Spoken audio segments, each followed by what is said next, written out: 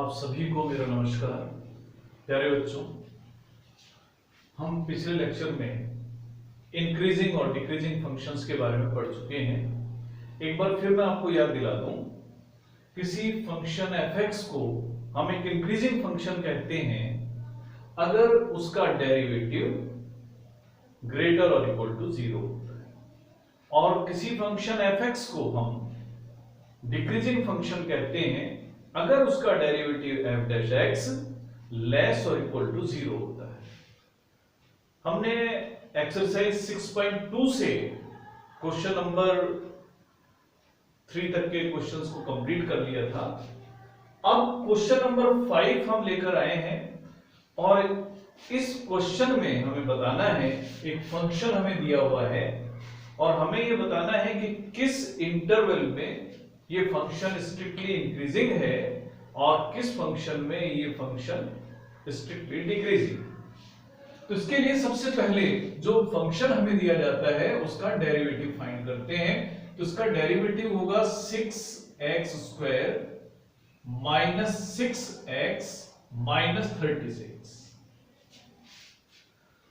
इसके बाद इसको सिंप्लीफाई करने की कोशिश करते हैं। 6 हम कॉमन ले लेते हैं तो हमें मिलता है x² माइनस x माइनस 6। ये f'(x) है।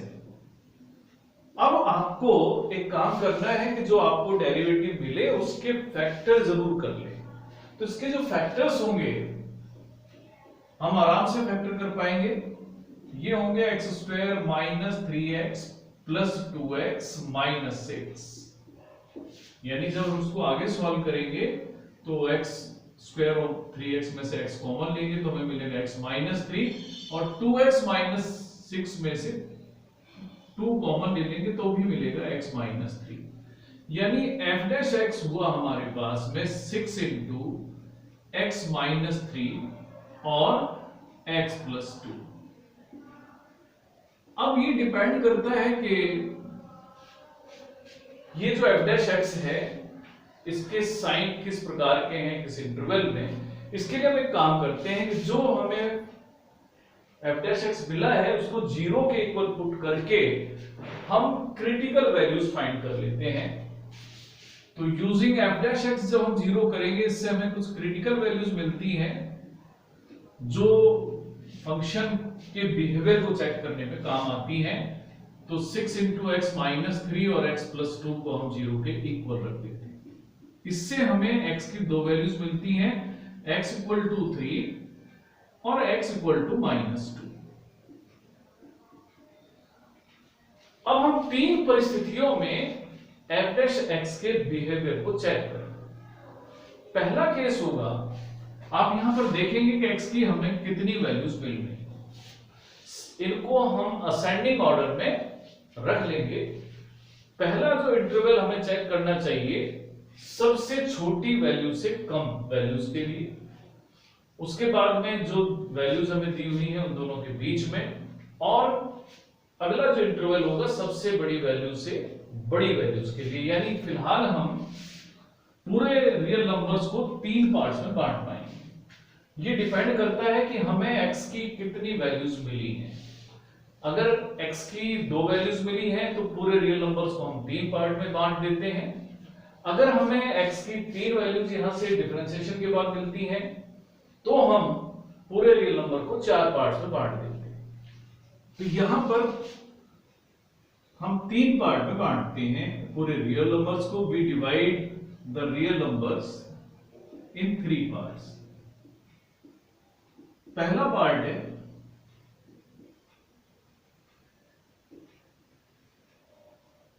कि जब x सबसे छोटी वैल्यू से छोटा हो, जब x माइनस 2 से छोटा हो, पहली स्थिति है। दूसरी स्थिति है जब x की वैल्यू -2 और 3 के बीच में हो, और तीसरी स्थिति है कि जब x 3 से भी ग्रेटर हो। तो हम पहली स्थिति पर विचार करते हैं। केस फर्स्ट हम देखते हैं कि जब x -2 से छोटा है तो उस समय हमें f'(x) का साइन चेक करना है। इसका जो साइन है नेगेटिव होगा या पॉजिटिव होगा, तो ये साइन हम चेक करेंगे इस फंक्शन में जो फैक्टराइज हो चुका है। तो यहां हम देखेंगे 6। अब x माइनस 3 के बारे में हमें ये चेक करना है कि ये पॉजिटिव है या नेगेटिव है। इसके लिए हम देख सकते हैं अगर x माइनस 2 से कुछ लेस क्वांटिटी है तो माइनस 2 से लेस, सपोज एक एग्जांपल के लिए हम मान लेते हैं माइनस 2.1 है, तो माइनस 2.1 और माइनस 3 दोनों को जब ऐड करेंगे तो हमें एक नेगेटिव नंबर मिलेगा। और माइनस 2.1 ले लें और उसमें 2 ऐड करें तो भी नेगेटिव ही नंबर मिलना है, यानी कि f डैश x दो नेगेटिव नंबर्स का प्रोडक्ट है और इस कारण से ये पॉजिटिव। अब दूसरी स्थिति पर हम विचार करेंगे जब x की वैल्यू -2 और 3 के बीच में है, तो उस समय f डैश x क्या होगा वो देखते हैं। क्योंकि इस समय x की वैल्यू -2 से बड़ी है लेकिन 3 से कम। जैसे हम मान लेते हैं फॉर एग्जांपल हमारी कैलकुलेशन के लिए कि -2.1 से बड़ी कोई वैल्यू है, -1.9 है, तो -1.9 -3 दोनों नेगेटिव वैल्यूज हैं तो ये नेगेटिव हो गए। -1.9 और 2 को जब ऐड कर दिया तो समझ लें आप +1 हो गया, यानी पॉजिटिव वैल्यू। एक नेगेटिव और एक पॉजिटिव फैक्टर का प्रोडक्ट नेगेटिव होगा तो f डैश x नेगेटिव होगा। आप यही बता सकते हैं या हम इकट्ठे भी बता सकते हैं, तो अभी हम इकट्ठे ही बताएंगे कि किस तरह का बिहेवियर किस इंटरवल में है। थर्ड केस लेते हैं कि जब x की वैल्यू 3 से ग्रेटर है, उस स्थिति में f डैश x की हम बात करेंगे क्योंकि x 3 से ग्रेटर है। सपोज x तो 3.1 है, उस स्थिति में 3.1 माइनस 3 करेंगे तो ये एक पॉजिटिव क्वांटिटी होगा और 3.1 प्लस 2 ये भी एक पॉजिटिव क्वांटिटी होगा और दो पॉजिटिव क्वांटिटीज का जो प्रोडक्ट है वो पॉजिटिव ही होता है। यानी अब मैं कह सकता हूं कि अगर x -2 से कम है तो f डैश पॉजिटिव है, यानी fx एक इंक्रीजिंग फंक्शन। इसी प्रकार से हम इंक्रीजिंग फंक्शन की बात कर रहे हैं तो जब जब x की वैल्यू 3 से ग्रेटर है उस समय भी f डैश x पॉजिटिव है, यानी fx स्ट्रिक्टली इंक्रीजिंग है। और जब x की वैल्यू -2 और 3 के इंटरवल में आती है, ओपन इंटरवल में, उस स्थिति में f डैश x का साइन नेगेटिव है, यानी fx स्ट्रिक्टली डिक्रीजिंग। तो अब हम इसको कंक्लूड करके लिख देते हैं, हेंस fx इज स्ट्रिक्टली पहले हम स्ट्रिक्टली इंक्रीजिंग के लिए हमें दो इंटरवल लेने पड़े। कब कब है स्ट्रिक्टली इंक्रीजिंग है? When x is less than -2 and x is greater then 3 and fx is strictly decreasing. fx strictly decreasing है जबकि when x lies between -2 and 3।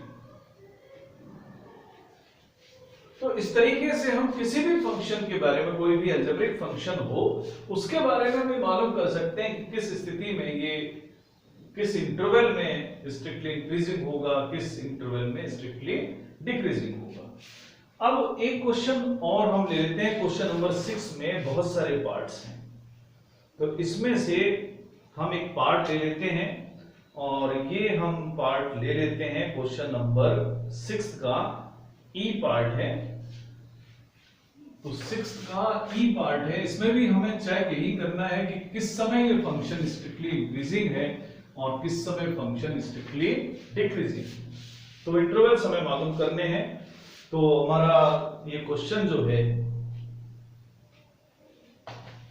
x + 1 raised to power 3 और x - 3 raised to power 3, इन दोनों का product है और हमें intervals find करने हैं। हम fx इसका नाम रखते हैं और इसका डेरिवेटिव फाइंड कर लेते हैं। तो डेरिवेटिव फाइंड करने के लिए हमें प्रोडक्ट रूल की हेल्प लेनी पड़ेगी। पहला फंक्शन हम एज इट इज रख देते हैं x + 1 रेज़ टू पावर 3। अब x - 3 रेज़ टू पावर 3 का डिफरेंशिएशन करते हैं, तो ये होगा 3 × x - 3 रेज़ टू पावर 2। उसके बाद x - 3 का डिफरेंशिएशन और करेंगे, दैट विल बी 1। उसके बाद positive sign plus x - 3 raise to power 3 हम लिखेंगे, और x + 1 रेज़ टू पावर 3 का डिफरेंशिएशन हम कर देंगे, तो that will be 3 × x + 1 raise to power 2, और x + 1 का जब दोबारा डेरिवेटिव लेंगे दैट विल बी 1। इसमें से आप जो कॉमन ले सकते हैं वो कॉमन भी ले लें, 3 आप कॉमन ले सकते हैं, x + 1 रेज़ टू पावर 2 भी कॉमन ले सकते हैं, और x - 3 रेज़ टू पावर 2 भी कॉमन ले सकते हैं। अब अंदर जो बच रहा है ब्रैकेट में वो हम देखते हैं, x + 1 की 1 पावर बच रही है, प्लस, क्योंकि 3 और x - 3 रेज़ टू पावर 2 हमने कॉमन ले लिया, और इसी तरह से यहाँ 3 × x + 1 raise to power 2 common है, x - 3 की 2 पावर्स कॉमन है, तो एक x - 3 की पावर बच जाती है, यानी 3 × x + 1 स्क्वायर x - 3 स्क्वायर, और इन दोनों का जब हम सम करते हैं तो हमें मिलता है 2x - 2। ये f' की वैल्यू। अब आप f' की वैल्यू को ध्यान से देखिए, x + 1 2 पावर के साथ, x - 3 की भी पावर 2 है। अब ये 2 पावर होने की वजह से ये दो एक्सप्रेशन तो कभी भी नेगेटिव तो नहीं होंगे, तो ये भी ग्रेटर और इक्वल टू 0 होगा, ये भी ग्रेटर और इक्वल टू 0 होगा। अब जो कुछ डिपेंड करता है वो डिपेंड करता है 2x - 2 के साइन पर। 2x - 2 जिस तरीके का साइन रखेगा उसी प्रकार का बिहेवियर fx शो करेगा। तो यहां लिख देंगे हम कि सिंस x + 1 होल स्क्वायर और x - 3 whole square are non negative, ये तो नॉन नेगेटिव है, तो अब डिपेंड करता है f' depends on the sign of 2x - 2। तो जब जब 2x - 2 का साइन पॉजिटिव होगा, यानी कि 2 × x - 1 ग्रेटर देन 0 होगा, या ये कहें कि x - 1 ग्रेटर देन 0 होगा, या ये कहें कि x जब जब ग्रेटर देन 1 होगा, then f' is greater than 0, यानी इस स्थिति में fx इज स्ट्रिक्टली इंक्रीजिंग होगा।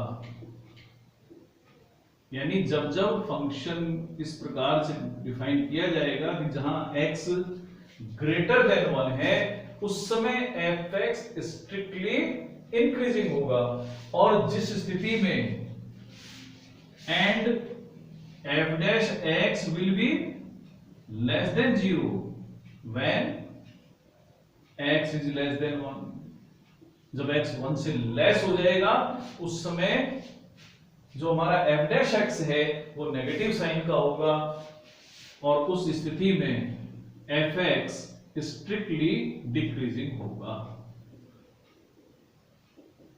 तो इसको हम कंक्लूड करके लिख सकते हैं कि जब x लेस देन 1 है तो फंक्शन स्ट्रिक्टली डिक्रीजिंग है, जब x ग्रेटर देन 1 है तो फंक्शन स्ट्रिक्टली डिक्रीजिंग है, ग्रेटर देन 1 है तो फंक्शन स्ट्रिक्टली इंक्रीजिंग है, और x लेस देन 1 है तो फंक्शन स्ट्रिक्टली डिक्रीजिंग है।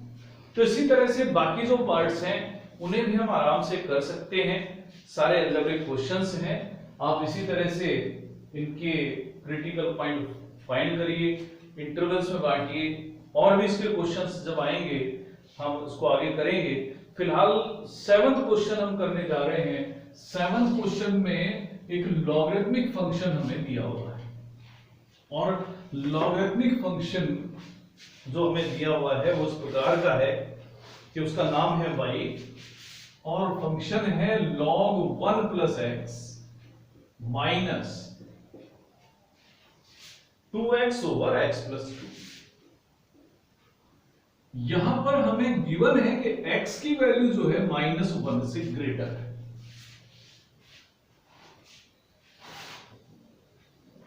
अब हमें यहां ये शो करना है कि ये जो फंक्शन हमें दिया हुआ है ये हमेशा ही स्ट्रिक्टली एक इंक्रीजिंग फंक्शन है अपने डोमेन में। तो इसके लिए हम इसका डेरिवेटिव फाइंड करते हैं। तो dy बाई dx होगा log 1 प्लस एक्स का डिफरेंशिएशन करेंगे 1/1 प्लस एक्स होगा, फिर 1 प्लस एक्स का डेरिवेटिव और करेंगे दैट विल बी 1, तो उसको लिखने की आवश्यकता नहीं है। अब 2x ओवर x प्लस 2 का जब डिफरेंशिएशन करेंगे तो हमें डिवीजन मेथड का यूज करना पड़ेगा। तो x प्लस 2 का हम स्क्वायर करेंगे, x plus 2 as it is लिख देंगे, फिर 2x का डिफरेंशिएशन करेंगे that will B 2 minus 2x लिख देंगे और x प्लस 2 का डेरिवेटिव लेंगे जो कि 1 हो जाएगा।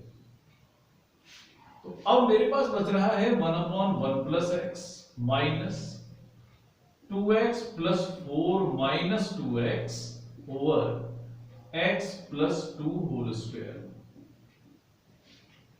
यानी जब हम सॉल्व कर लेंगे तो हमें मिलेगा 1/1 plus x minus 4 over x plus 2 whole square.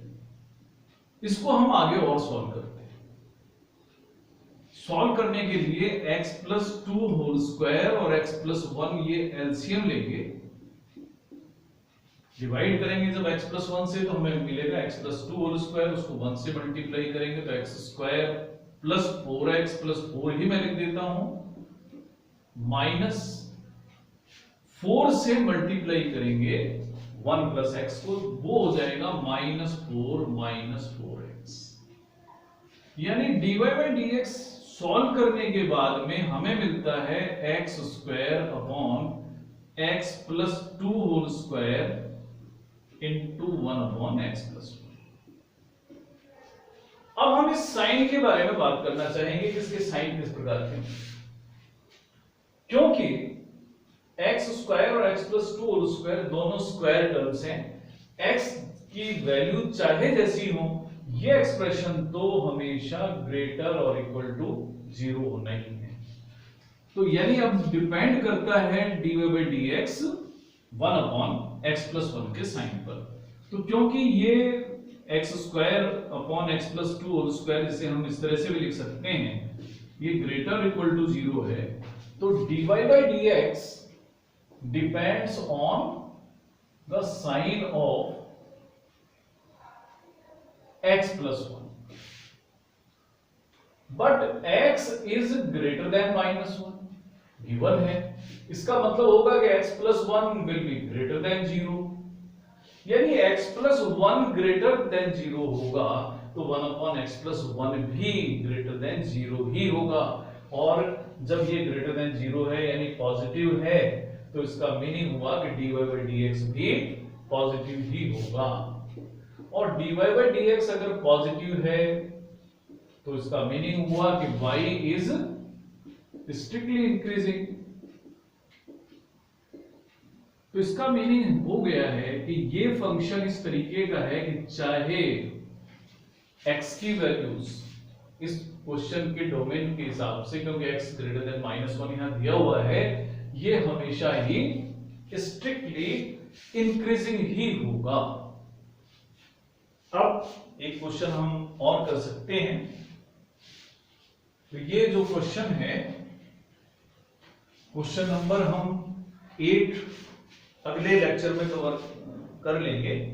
8 और 9 थोड़े बड़े क्वेश्चंस हैं, तो एक छोटा क्वेश्चन हम अभी कवर कर सकते हैं और ये पहले हम 10th क्वेश्चन को ले लेते हैं, उसके बाद में हम अगले लेक्चर में दोनों क्वेश्चंस को लेंगे। क्वेश्चन है कि एक फंक्शन लॉगरिथमिक फंक्शन है log x, तो हमें ये प्रूव करना है कि ये जो लॉगरिथमिक फंक्शन है ये स्ट्रिक्टली इंक्रीजिंग फंक्शन है 0 से इंफिनिटी के इंटरवल में। तो इसके लिए हम f डैश x फाइंड करेंगे। log x होगा 1 अपॉन x।